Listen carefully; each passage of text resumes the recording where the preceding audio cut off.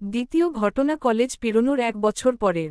আর এই ঘটনা থেকে শিক্ষা হল, তুমি যা দেখতে পাচ্ছ না, বন্ধুরা তা দেখতে সাহায্য করে। 22 বছর বয়সে জীবন নিয়ে আমার কি ভাবনা ছিল? আমি পৃথিবীকে সত্যিকার অর্থেই আরও সুন্দর করতে চেয়েছিলাম। ভেবেছিলাম, এর একটা ভালো উপায় হল মূল্যবোধ ও নীতি নিয়ে কাজ করা, সমাজে আমাদের ভূমিকা কি হওয়া উচিত, এই প্রশ্নের উত্তর খোঁজা। তাই দর্শন নিয়ে পড়ব বলে অক্সফোর্ডে ভর্তি হলাম। অক্সফোর্ডের দর্শনের শিক্ষকেরা বিশ্বসেরা, কিন্তু তারা বেশিরভাগ সময় নিগূঢ় তত্ত্ব নিয়ে কথা বলতেন, যার মধ্যে সত্যিকার মানুষ নেই বললেই চলে।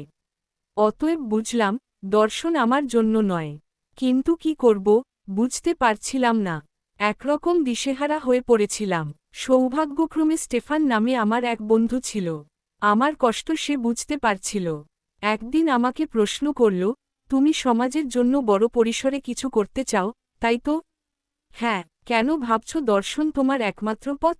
তাই তো, স্টেফান বলল, যদি শিক্ষা প্রতিষ্ঠান তোমাকে সাহায্য করতে না পারে, অন্য পথ ধরো।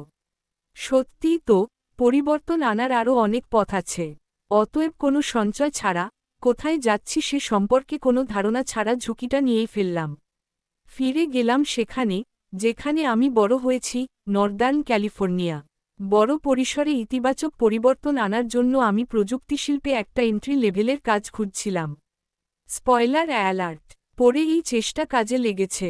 বন্ধুরা না থাকলে যা কখনোই সম্ভব ছিল না।